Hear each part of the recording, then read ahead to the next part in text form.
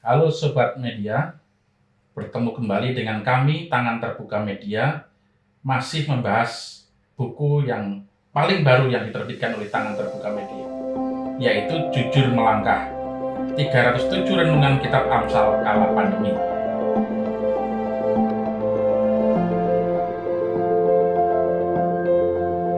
Kali ini kita masih didampingi oleh penulis buku ini, yaitu Pendeta Yoel Indrasmono.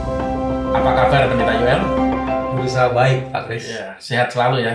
Ya, berusaha sehat. Ya, ini Pendeta Yoel berarti berusaha dan berjuang untuk selalu sehat ya. Siap. Ya.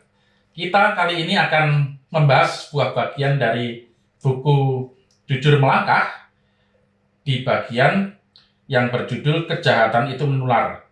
Amsal 1 ayat 10 hingga ayat 19.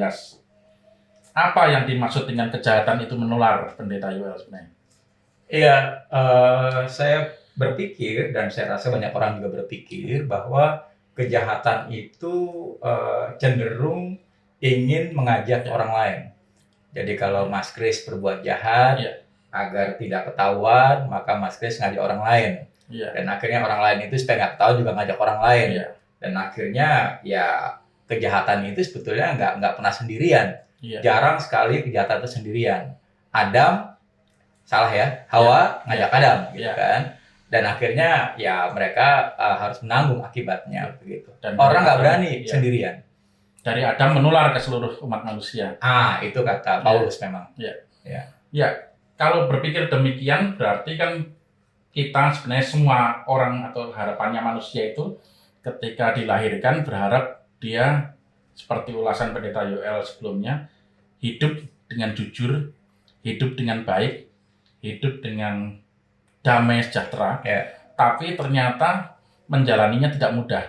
Dan lebih banyak orang yang terus kemudian ikut arus dengan mengikuti kejahatan itu karena faktor mayoritas dan ikut-ikutan ya Mas. Iya, dan memang persoalannya adalah kadang ketika orang mengajak ada iming-iming bahwa semua orang melakukannya.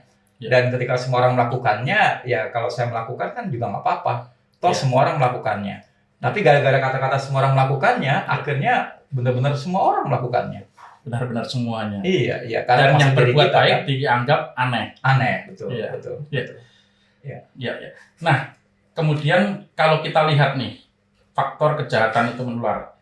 Kalau kita lihat baik di tengah keluarga, di lingkungan sekolah, di gereja, bahkan di lingkungan masyarakat pun, ini kan tidak mudah menjalaninya, Mas. Bahkan seperti saya misalnya ingin mengajak anak saya untuk berbuat jujur, menghindari kejahatan, tapi saya sendiri mungkin di tempat pekerjaan, di lingkungan, tidak bisa menghindarinya. Baiknya seperti apa cara kita? Iya, yang pertama mengakui kelemahan kita ya. Mengakui kelemahan akan menolong kita untuk tidak sok-sokan gitu. Dan kita harus mengakui bahwa kita juga lemah. Dan ketika kita mengakui bahwa kita lemah, maka orang yang kita ajak juga bisa sadar juga bahwa ini nggak mudah ketika seorang diajak jujur. Tetapi jangan lupa kalau kejahatan itu menular, sebetulnya kejujuran juga menular. Kejujuran juga menular. Iya, selama orang itu sadar nggak gampang, tapi dia ingin melakukan sesuatu yang baik begitu. Teringat bahwa kejujuran itu juga menular. Saya teringat ya mungkin di bagian belakang dari buku ini Pendeta Yoel mengutip dari John Stott. John Stott sendiri pernah menulis tentang khotbah di bukit dan mengulas tentang menjadi garam dan terang Dan menjadi garam dan terang itu ternyata tidak banyak tapi memberi rasa dan memberi pengaruh ya Mas ya. Iya. Dan memang teorinya garam tidak pernah dibutuhkan dalam jumlah besar kan. Garam ya sedikit saja sungguh berpengaruh. Terlalu banyak malah repot gitu. Artinya dalam hal ini kalau kita ingin menghindari kejahatan, meskipun kita mungkin sedikit, meskipun kita kadang mungkin sendirian, tidak perlu takut dan tidak perlu ikut larut ya. Iya, itu persoalannya. Banyak orang sindrom minoritas karena dia merasa kecil, maka dia merasa ikut arus saja. Tapi ketika kita pakai konsep garam, kita tahu ya satu panci sayur asam hanya butuh 1 sendok teh garam. Lebih dari itu namanya sayur asin gitu ya. Nah, kepedean ini yang perlu kita kembangkan bahwa ya kita sedikit. Karena sedikit itulah maka kita dibutuhkan. Ya. Artinya tidak perlu kita harus takut untuk menunjukkan bahwa kita sebagai orang Kristen tampil beda, mengikuti teladan Kristus, jujur melangkah di tengah angkatan yang mungkin tidak jujur ya. Iya, di tengah angkatan yang mungkin berusaha jujur, tapi menyerah kalah gitu ya. Karena sudah menganggap ya semua orang melakukannya, kenapa saya tidak? Iya. Kalau kita lihat di Alkitab, tampaknya juga banyak contoh demikian ya, Pak Yoel. Artinya angkatan-angkatan yang tadinya mungkin berusaha hidup baik, tapi akhirnya menyerah dan larut. Contoh kisahnya adalah di Sodom dan Gomora mungkin ya. Terus Niniwe dengan orang-orang yang, tapi akhirnya mereka mau berbalik. Tapi justru contoh yang paling nyata adalah perjalanan bangsa Israel sendiri ya. Artinya mereka dari orang yang dipilih, kemudian larut dengan kejahatan bangsa-bangsa di sekitarnya ya.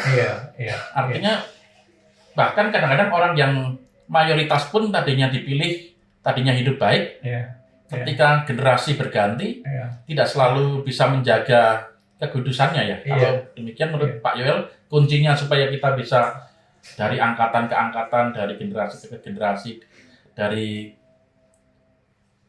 istilahnya itu generasi di gereja yang sepuh menularkan pada generasi yang lebih muda. Prinsip ini bagaimana baiknya? Iya, sebetulnya perlu kita ingat sih siapa kita ya. Kalau kita mengingat bahwa kita adalah pilihan Allah, kenapa kita tidak mencoba mempertahankan perbawa itu? Kan nggak semua orang menjadi anak Allah. Nggak semua orang dianggap umat Allah. Lalu kalau kita dianggap umat Allah, kenapa nggak perlu menjaga perbawa itu? Tapi emang sekali lagi kejahatan itu menggoda. Jadi karena ketika saya nggak tahu apakah Mas Kris saya dari kecil ya sudah terbiasa ya saya bisa mencuri gitu ya. Dan ketika saya bolos dari sekolah gitu saya merasa saya hebat gitu ya. saya hebat, saya bisa melakukan sesuatu yang orang mungkin nggak lakukan gitu ya. Dan bahkan ketika kita mampu melakukan kejahatan itu kita malah lebih dihargai ya Mas pada waktu itu. Iya, karena kita dianggap beda dengan yang lain kan. Setidaknya kita bisa melanggar peraturan. Dan tapi kalau dipikir-pikir sebetulnya kita nggak hebat-hebat amat ya. Melanggar yang dianggap hebat dari kata melanggar begitu kan. Iya. Ini ada kunci juga di bagian penutup. Kalau Sobat Media mungkin sudah memegang buku di tempatnya masing-masing. Di bagian penutup, Pendeta Yoel menjelaskan kitab Amsal bertujuan menolong orang mengetahui bagaimana menjadi bijaksana dan tahu tata tertib hidup serta dapat memahami ungkapan-ungkapan yang mengandung arti yang dalam. Nah, di zaman yang dulu mungkin Pendeta Yoel, banyak orang menganggap bahwa orang yang bijaksana, orang yang berhikmat itu adalah dari sononya, sudah dilahirkan berhikmat, berwawasan. Apakah setiap orang sebenarnya bisa diajak untuk berjuang menjadi lebih berhikmat dalam hidupnya, lebih berhati-hati, lebih tahu tata tertib? Ya sebetulnya manusia cenderung melakukan apa yang jahat ketika dirinya ingin melakukan apa yang baik. Tetapi percayalah bahwa di dalam diri manusia juga ada apa yang baik, sehingga dia mampu melakukan apa yang baik. Pertanyaannya adalah apakah dia mau melakukan apa yang baik. Nah, sekali lagi pertanyaannya adalah kita bertanya siapa diri kita. Siapa diri kita. Lalu oleh karena itu pada hemat saya, ketika orang Kristen melakukan apa yang baik, sebetulnya juga hal yang biasa. Kan namanya juga Kristen, pengikut Kristus. Tidak melakukan apa yang baik malah aneh gitu ya. Jadi pengikut Kristus yang mengikuti apa yang Kristus lakukan. Jadi kembali pertanyaannya adalah siapa kita? Siapa kita? Nah, siapa kita itulah yang membuat kita menjadi mampu atau lebih tepat dimampukan untuk melakukan hal-hal yang baik.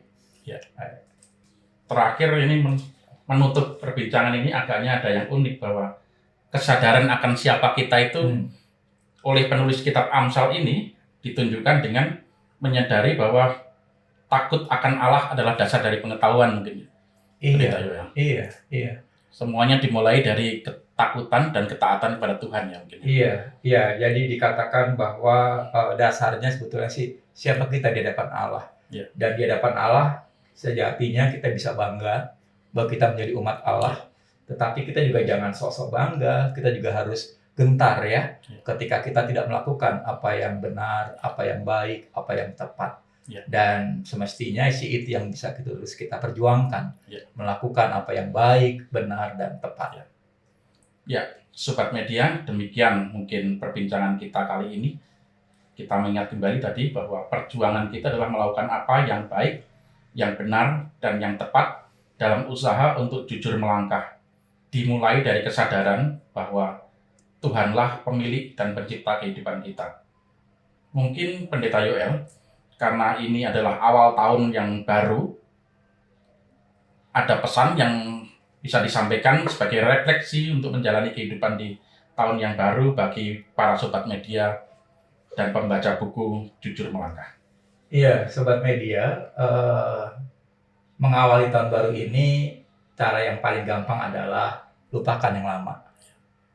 Kalau ketika di masa lampau kita merasa khawatir, kita merasa takut, kita merasa gak mampu melakukan hidup yang bersikap jujur melangkah, maka mulailah di tahun baru ini bersiap diri untuk jujur melangkah. Karena apa? Karena Allah ingin kita sungguh-sungguh jujur melangkah. Karena apa? Karena kita adalah miliknya. Karena apa? Karena kita adalah umat kepunyaannya. Sepertinya begitu, Mas Kris. Ya, terima kasih Pendeta Yoel. Sama-sama. Nah, Sobat Media, bagi yang tertarik untuk membeli buku Jujur Melangkah, 307 Renungan Kitab Amsal Kala Pandemi, mungkin dapat menghubungi Tangan Terbuka Media.